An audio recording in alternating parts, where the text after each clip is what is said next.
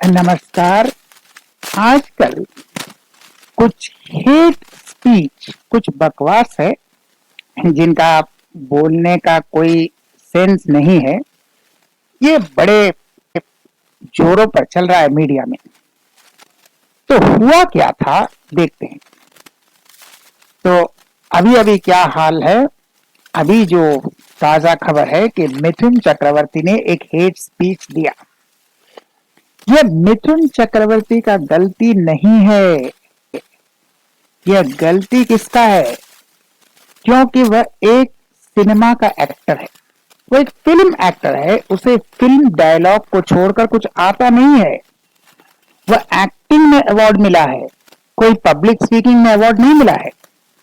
तो एक्टर का तो कम्युनिकेशन स्किल उतना ही होगा, वह फिल्मी डायलॉग ही बोलेगा।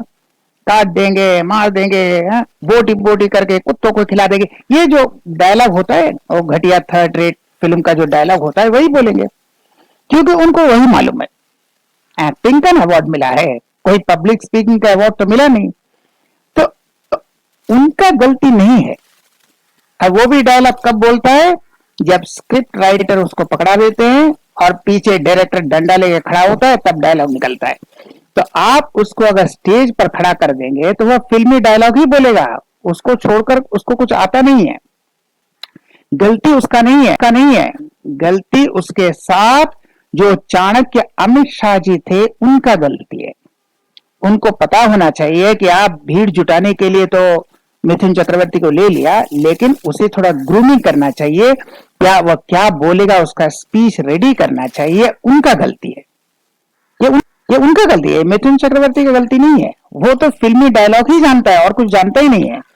यह अमित शाह जी की गलती है कि उसने उसे पहले से प्रिपेयर नहीं करवाया। अगर पहले से उसका स्पीच प्रिपेयर करवा देता तो यह प्रॉब्लम नहीं होता।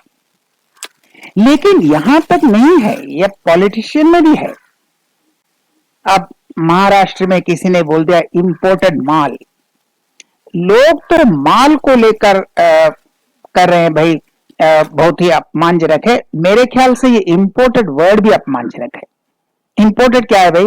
वह महिला तो भारतीय ही है, बाहर की तो है नहीं। आपने जब कहा इंपोर्टेड तो वहां भी अपमान, और जब कहा माल वहां भी अपमान। तो आपने इंपोर्टेड माल, वह तो है ही पॉलिटिशियन महाराष्ट्र का। इसके बाद एक कांग्रेस के एक लीडर ने कहा हेमा मालिनी चाटने के लिए होती है, वो भी पॉलिटिशियन है। उनका लेवल उतना ही है, उस लेवल से वह आगे बढ़ नहीं सकते। या हमारी गलती है कि हम ऐसे लोगों को चुनते हैं। अब उसी के जो आका है वह कहा देखो भैया ऐश्वर्या राय किसके साथ नाच रही है, उनका लेवल उतना ही है। अब अडानी छोड़ दिया, पहले तो अंबानी अडानी, फिर अंबानी को छोड़ दिया, अब अडानी को भी छोड़ दिया, अब ऐश्वर्या राय के पीछे पड़े हैं। वह नाच नहीं रही है, किसके साथ नाच रही है? तो इनका लेवल जब ऐसा है, वो लेवल से आगे नहीं बढ़ सकता। यहाँ पश्चिम बंगाल में है एक ऐसे पढ़े लिखे व्यक्ति है कि उनके पास सर्टिफिकेट नहीं है। वह कोर्ट में एफिडेविट देते हैं कि हम बहुत बड़े इंजीनियर हैं, एक महान इंजीनियर हैं, लेकिन उनके पास कोई सर्टिफिकेट है ही नहीं। स्कूल कॉलेज कभी गया होगा तब ना सर्टिफिकेट मिलेगा। तो उन्होंने कहा ममता बनर्जी के कितने बाप हैं, एक बाप है कि दो बाप हैं। तो इनका लेवल उतना ही है, इस लेवल से वह ज्यादा नहीं उठ सकते।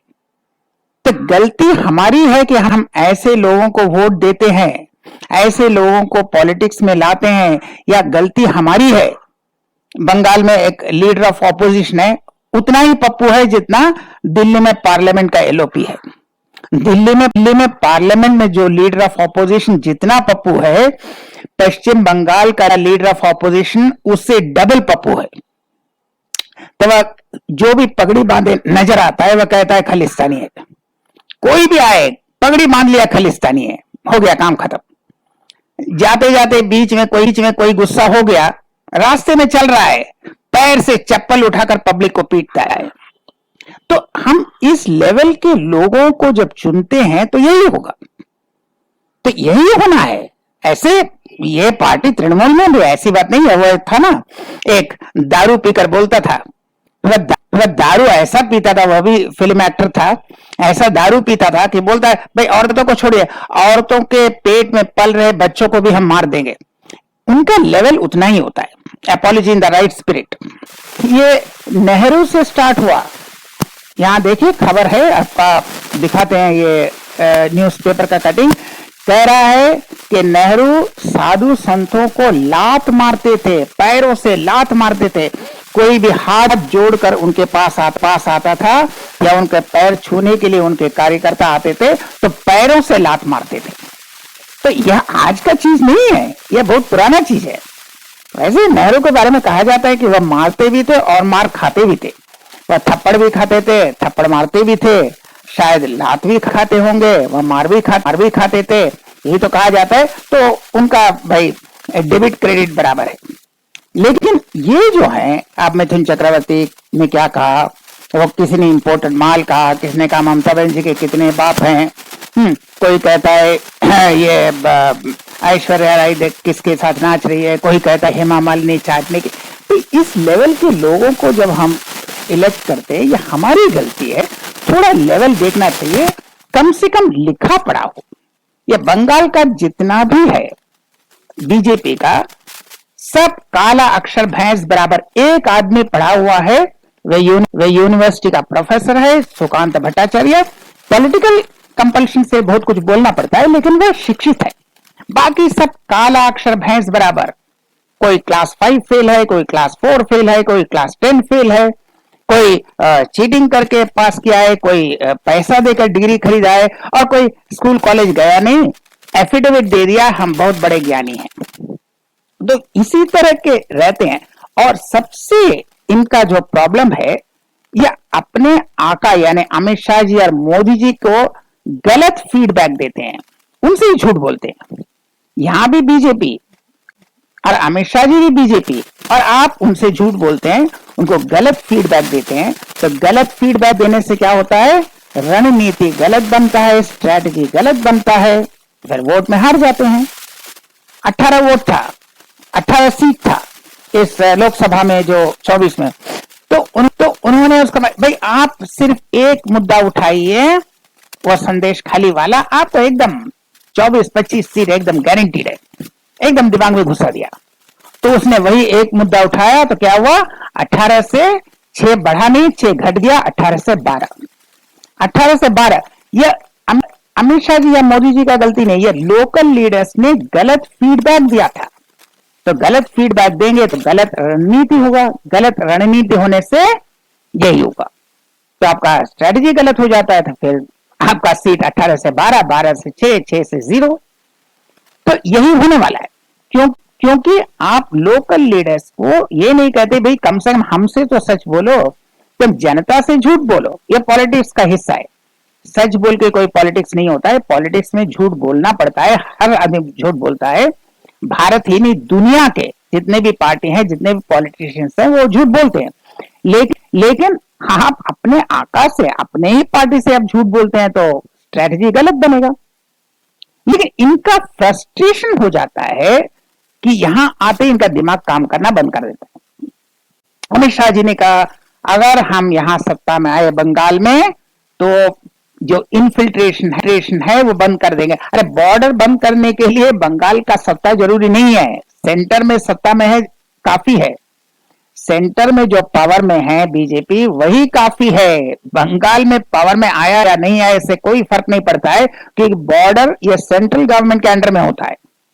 इसके बाद मोदी जी, हमको मालूम नहीं है, मोदी जी बहुत अच्छे ऑरेटर हैं, कहां इनका दिमाग किस रसातल में चला गया। अब तो ये पप्पू के बराबर हो गए। राहुल गांधी को पप्पू बोलते थे, उनका दिमाग पप्पू के इक्वल हो गया, पप्पू से ही शायद नीचे गिरने वाला है। ये कह रहे हैं भाई 70 साल के लोगों से माफी मांगते हैं, ये प्रधानमंत्री कह रहा है, ये माफी मांगने वाला क्या बात है भाई। आप अगर कोई बंगाल में उनका आयुष्मान इंप्लीमेंट नहीं होता है तो आप बातचीत कीजिए, क्या प्रॉब्लम है, क्यों नहीं, आपको क्या क्या मॉडिफिकेशन चाहिए, आपको क्या क्या दिक्कत है। ये नेगोशिएशन होता है, बैठ के बात करना चाहिए। ये पहले माफी मांगते हैं, यानी पहले हथियार डाल दिया। तो ये दिमाग का लेवल देखिए कहां चला जाता है। क्योंकि बंगाल में आते इंटरनेशनली मोदी एकदम फर्स्ट क्लास लीडर है, हर जगह फर्स्ट क्लास, लेकिन यहां आते ही इनका दिमाग एकदम पप्पू हो जाता है। तो माफी मांगते हैं तो दो चीजें गलत है। पहली बात है कि एज ए प्राइम मिनिस्टर आपको माफी नहीं मांगना चाहिए। आपको कहना चाहिए इन दोनों स्टेट पश्चिम बंगाल और दिल्ली के साथ हम बातचीत कर रहे हैं, देखते हैं हम क्या कर सकते हैं। करे या न करे, स्पीच यही होना चाहिए कि हम देख रहे हैं। वो देखेंगे 5 साल 10 साल देखेंगे, लेकिन स्पीच तो यही होना चाहिए ऑफिशियली। दूसरी बात है, ये जो 70 साल के लोगों से माफी मांगते, ये जो बकवास का डायलॉग है, ये घिसा पिटा फिल्म में भी इससे बढ़िया डायलॉग होता है। यह बंगाल में नहीं चलेगा, यह दिल्ली में नहीं चलेगा, यह पंजाब में नहीं चलेगा, यह केरल में नहीं चलेगा, तमिलनाडु में नहीं चलेगा। यह चलेगा कुछ स्टेट में चलेगा, यहां बंगाल में नहीं चलेगा। या बंगाल में, दिल्ली में, मुंबई में नहीं चलेगा, हरियाणा में नहीं चलेगा। ये कहां चलेगा? कौन डायलॉग? इतना भी जो अगर सेंस नहीं है तो ये क्या चुनाव लड़ेंगे भाई? ये बंगाल आते ही इनका दिमाग ऐसे हो जाता है, बाहर जाते हैं तो एकदम फर्स्ट क्लास। मोदी जी का स्पीच मतलब मोदी जी के नाम पर वोट देते हैं। जैसे बंगाल आते हैं इनका दिमाग एकदम पैदल चलने लगता है, यह दिमाग काम करना बंद कर देता है। अमित शाह जी का वही हालत है, सबका वही हालत है। बंगाल में आते ही इनका कॉन्फिडेंस जीरो हो जाता है, क्योंकि वो जानते हैं कि बंगाल में हमने सर्कस के जोकर पाल रखे हैं। वेस्ट बंगाल बीजेपी कोई लीडर नहीं है, यह पूरा जोकर का टोली है, सर्कस का जोकर है, जो अपने ही पार्टी को डुबाता है। कोई पैर से चप्पल खोल कर मारता है, कोई कहता है ममता बनर्जी के कितने बाप हैं। तो ये जो है कि अपने पार्टी को डुबाने वाला है। यहाँ तो आपने जोकर पाल रखे हैं, जोकर से वोट नहीं मिलता है रे भाई। तो ऐसे अगर आप चलाएंगे तो कैसे चलेगा? ये तो आप खुद पप्पू बन जाते हैं यहाँ पर आकर। थोड़ा अपना दिमाग लगाना चाहिए, और आपको थोड़ा एजुकेटेड लोग चाहिए। आपको एक अन्नामलई जैसे इंसान चाहिए, तब यहाँ पर शायद कुछ सीट बढ़ा सके। और इसी तरह के जोर रखेंगे तो पश्चिम बंगाल में बीजेपी का जीरो तो होगा, सीपीएम का तो जीरो हो ही गया, बीजेपी का अभी घटकर जीरो होने वाला है। और ऐसे जोकर पाल रखे हैं भाई लीडर्स पालिए, जोकर नहीं। तो हम फिर मिलेंगे ऐसे और वीडियो के साथ, तब तक के लिए नमस्कार।